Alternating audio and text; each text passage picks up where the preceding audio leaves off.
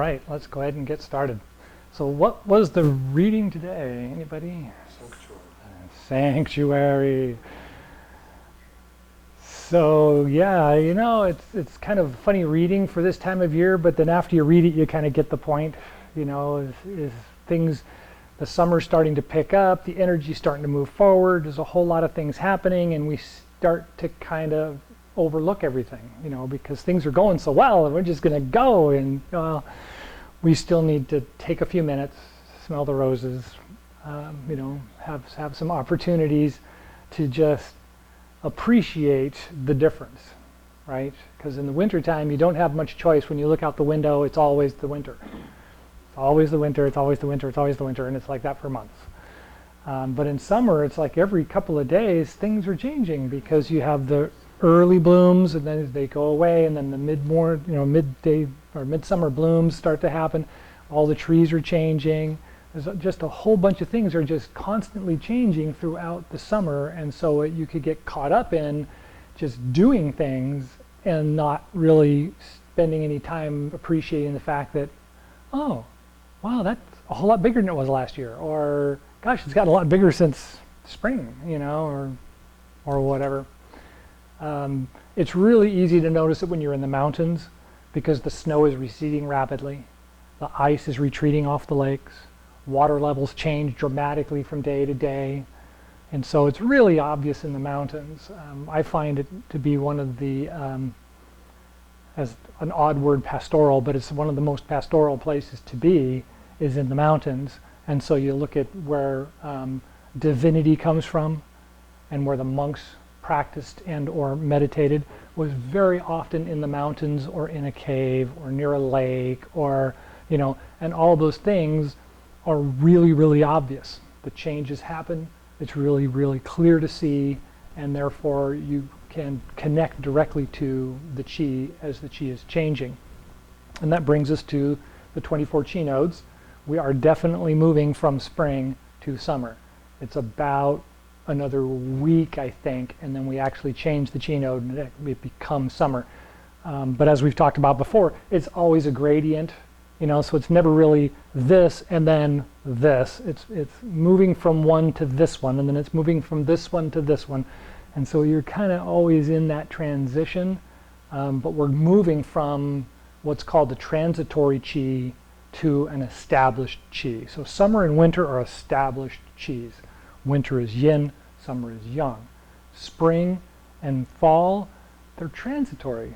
They have a lot of earth connected to them, and earth isn't in the regular set of elements for the seasons. And so things can be kind of weird in the spring and in the fall, and so we're moving out of that, and things are becoming much more established, much more focused, much more directed. And this is, as we've said before, we're just going to be kind of pushed along by the energy because it's there. We don't really, we don't have to think about it or focus on it. It's just going to happen. And so we need to remind ourselves to stay on track, stay on target. We have a plan, stick to the plan as best as you can. Things will change, obviously. But if we had a good plan, as it were, and we were appropriate coming up to the plan, things will just start falling into place, and that's a good thing, right? It's don't let it rush you, but at the same time, the opportunities start to arise all by themselves because we had a plan and we knew what we wanted. Now we're clearly focused, and when it appears, it's easy. Just reach out and grab it, and pretty soon we'll actually have that reading. When it comes along, just grab it and write it for all it's worth, because that's going to be gone soon, and so just do it and then let it go when it's done. Okay, any thoughts about the readings? Okay, so Chi Gung. Chi Gung is, as we touched on Saturday morning at the World Tai Chi event, or World Tai Chi Day, actually covers a very broad spectrum of things. Qigong can be lying down in an almost sleeping state, but not quite meditation, all the way up to very strenuous exercises. So the whole gambit is pretty much covered when you talk about Qigong. So what's the difference? Why would we say one is exercise or meditation over Qigong? Any thoughts? The key word being Chi, right? The key word being Chi. So it's the focus of our intention that changes the application of the exercise. Gong being work, or Kung being work, right? So we're working on the Chi. Chi Gung. Well, it could be Kung Fu, right? Which is working on defense or working on martial aspects of things. And so at this time of year, a very common set of exercises is called the 8 brocades Qigong. And the 8 brocades Qigong is a very popular system that was used in China, and it's for Kung Fu. It's for martial arts, right? And so all the applications, even though they seem very Qigong in practice, they're meant to be a little bit more physical, right? They're meant to be more intent-oriented exercises. And so for an example, even though we're doing like first moving Gong, and we're doing a lot with our legs, and we're doing a lot with opening our chest and moving the arms and rolling around the feet and all that kind of stuff, it doesn't really fit an exercise unless you really focus on it being, I'm going to get as low as I can, I'm going to lift up as high as I can, and, you know, and then you're really kind of pushing the boundaries between the Qigong and Qigong, right? So you're really kind of pushing that boundary. But let's look at some of the 8 brocade exercises. One of my favorite 8 brocade exercises starts in this position. And so you want to kind of get that Qigong kind of feeling, right? You want to relax the belly, you want to bend the legs, you want to round the arms and the shoulders and relax the body some. But now I'm going to inhale, and I'm going to turn one hand down, and I'm going to lift the other one up and roll it over until they're both pointing out. And then I'm going to exhale, and I'm going to press.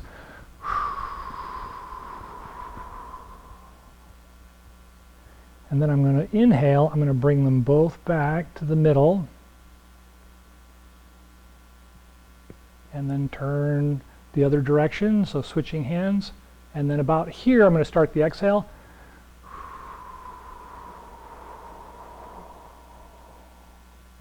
And then inhale and bring them back.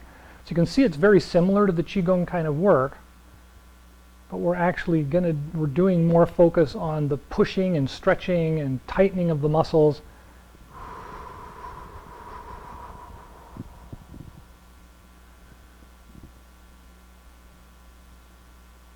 Good, and relax.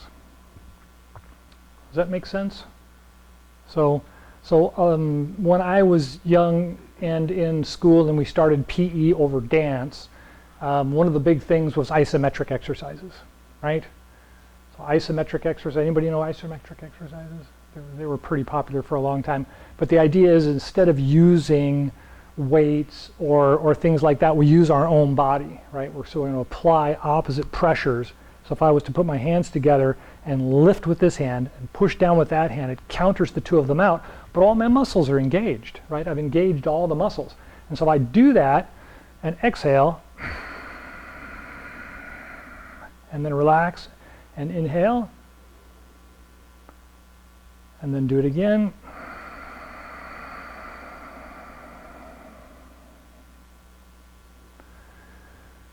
And one more.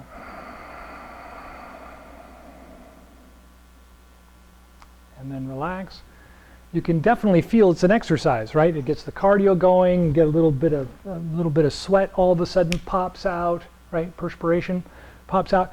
And so this is the same idea, as we're actually using the movements and the stretching, as it were, along with the breath and the tightening of the muscles for this exercises, right? So it's Qigong in the terms of physical exercise. So the first one, pushing up and pushing down, that's a really good exercise. The second one, the legs are a little bit wider. And you start with the hands out in front of you. And we're going to just kind of roll the hands to one side and turn the palm, so the palm is now facing backwards, and I'm going to turn with it as far as I can. And at that time I'm exhaling. And then I start my inhale and come back. The hands come all the way out in front. And then they shift to the other side. The left hand, or my side, or the out hand turns palm back and exhale. And then inhale and come back to the front.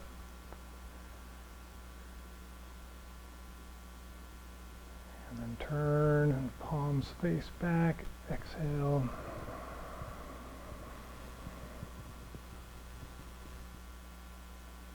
And then come back to the front. Good. So with that exercise, you can probably see that there's a certain point where you really have to pull yourself to get back, but you don't want to do just the pull, right? Like the isometric exercise, I want to be pushing as much as I'm pulling. So the one side's pushing, the other side's pulling, and you're exhaling and kind of tightening up the muscles, firming the muscles, not clenching so much as firming, right? So one of the next exercises uses that same movement. So the legs are a little wider. Only this time when we move to the side, we're actually going to turn our hips the other, or not turn our hips, we're going to swing our hips in the other direction. So my hips are going to go this way when I reach out. And then I'm going to come back. Everything's going to come back to center. And when I go the other way, the hips are going to go that way while my arms are going this way.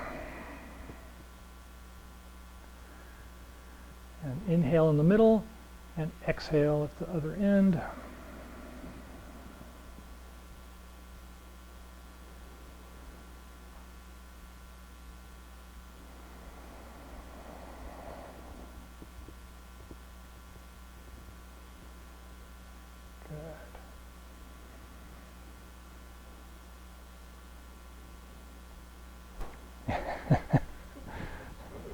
Good. They're different, right? They're different exercises than we're used to, but I wanted to kind of bring them in so much as we're moving into summer, and so activity is more appropriate, right? And so instead of just doing this really mild, meditative, kind of relaxed moves, while they are very good and very important to do whenever, I mean, they're good to just keep you relaxed, to balance you out, to get the energy from being stuck, right, or broken, and get it to circulate. These kind of working exercises help to do the same kind of thing, but they're also made to balance the actual muscles, right, to build up and or reinforce the muscles and the skeletal, right? And so it's a lot more involved, like with martial arts, right? They're more exercise oriented instead of just meditative or health relaxation kind of exercises. So the last one is the one we did on Saturday, which isn't actually part of the 8 brocades. It's another set. But it starts with the hands in the back. This is called a cannon punch position, because normally it's done as a full punch. But we're going to reach out flat with the hand, open it, turn it around, and then roll the wrist around till it's flat, and roll the fingers in and pull back.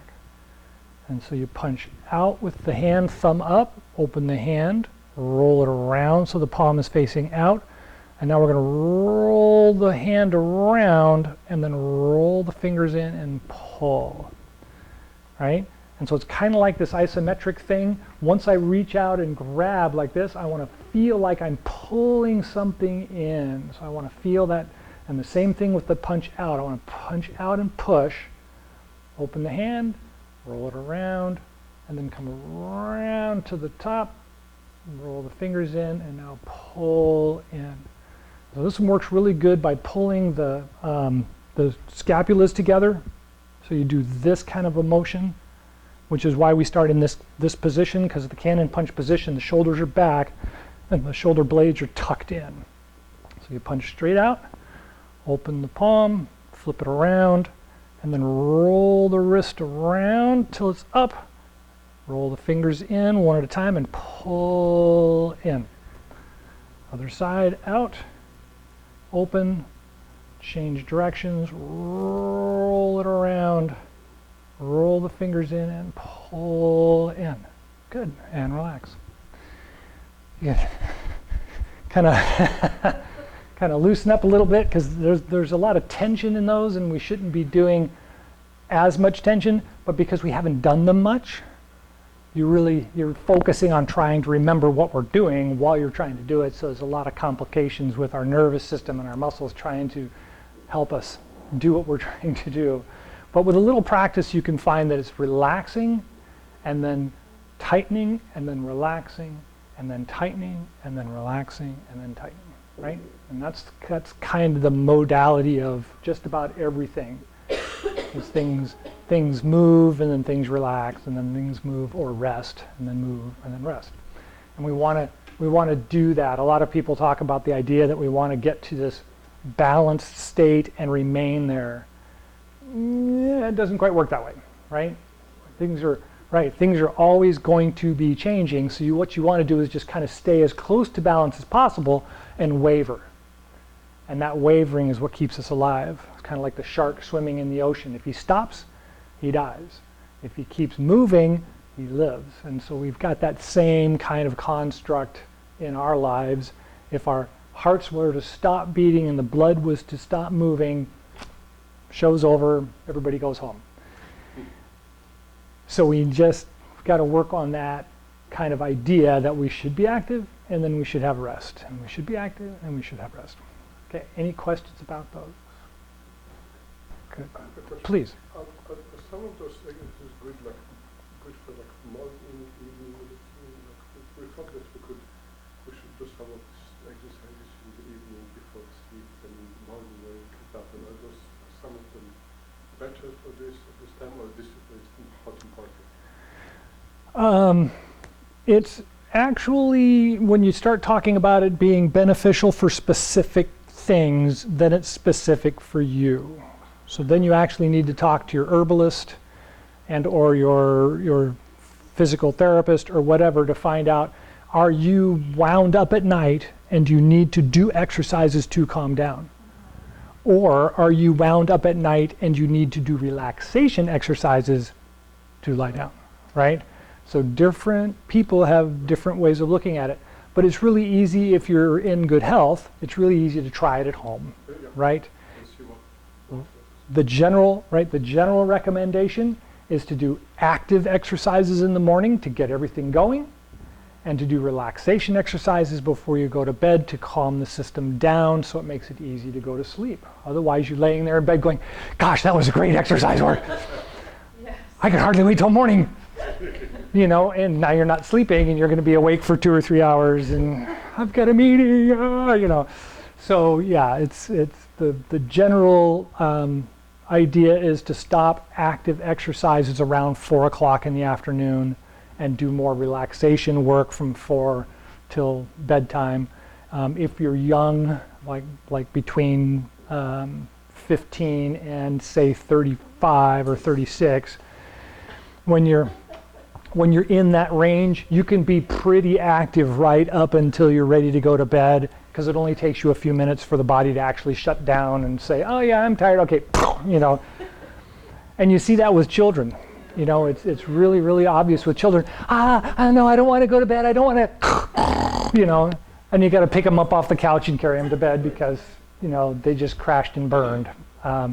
But as we get older, it becomes harder and harder for us unless we have a regular practice, and that regular practice has kept us in that good modality of, oh no, I'm worked, I'm fine, I'm ready to go to, you know, get ready to go to bed, and you just naturally slow down and you get ready for bed, and, you know, and you're fine. Because of the Western way, we don't all do that, so a little practice is good. Okay. We're almost out of time, I think. Greg, what is there? We have 10 minutes? Excellent. So then let's finish by relaxing, because those first exercises we did were a little stimulating. And so let's do the first moving gong. So starting in the standing position, nice and just kind of hanging there, resting. Rest the tip of the tongue on the roof of the mouth, just behind the front teeth.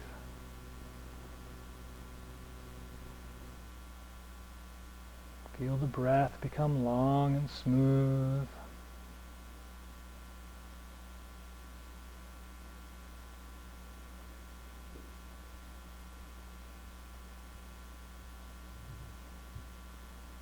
Think about a big ocean, nice relaxed movement of the ocean rolling in and rolling out. As the wave comes in, roll back and start your inhale. Open the arms, roll to the outside of the feet and watch the wave recede as you roll forward and exhale.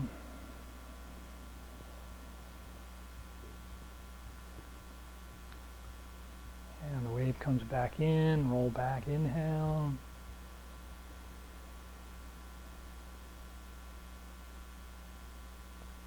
So,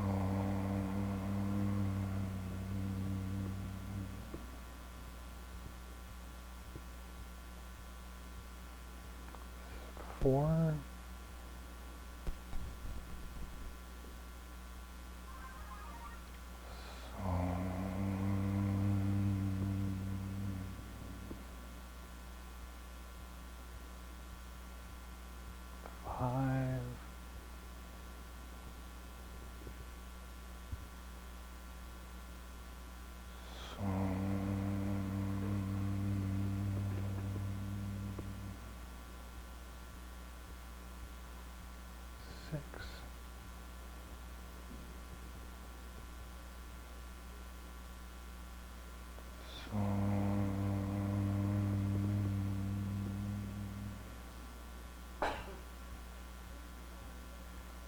Seven.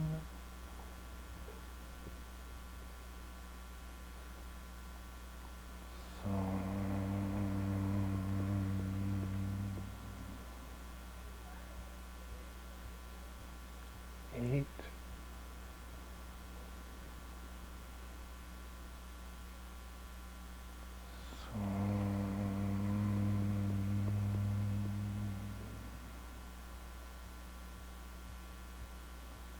Nine.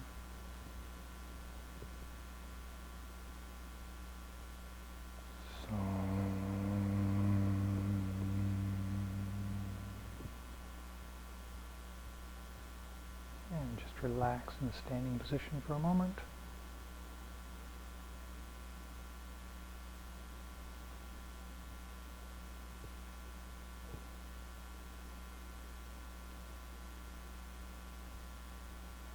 And when you're ready, Chi Gung, closing Qigong. Turn the palms out, inhale, rise up.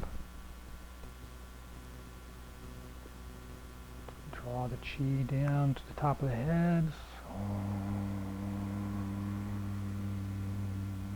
Take a breath with the heart and lungs.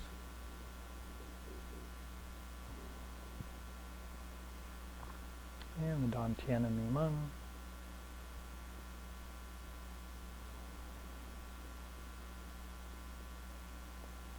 And the bubbling spring points at the bottoms of the feet.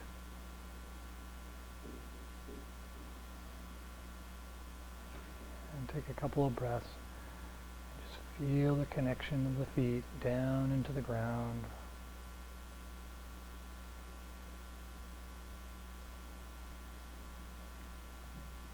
And when you're ready, palms out, inhale, rise up.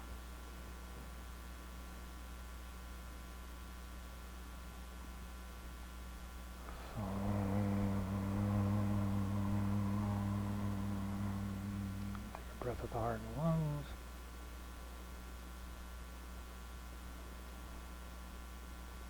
And the Dan Tian and Ming Men.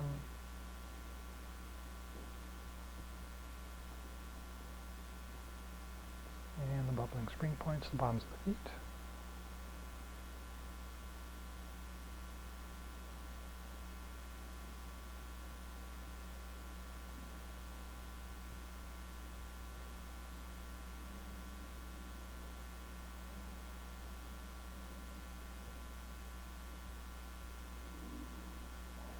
One more.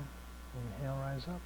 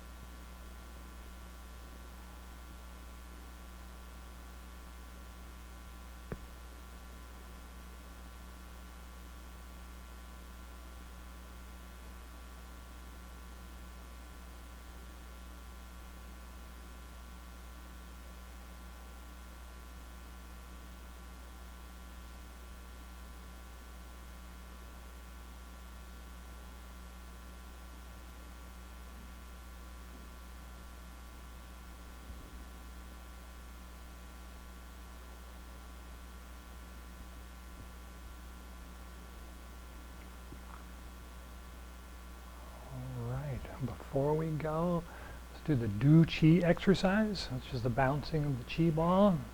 Get a nice little bounce going, and then the middle, and up high, and shake it out.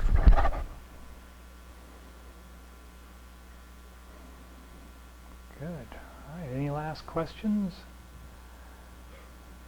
Well, thank you for coming. Thank you. Enjoy the rest of the day or week, and we'll see you next week.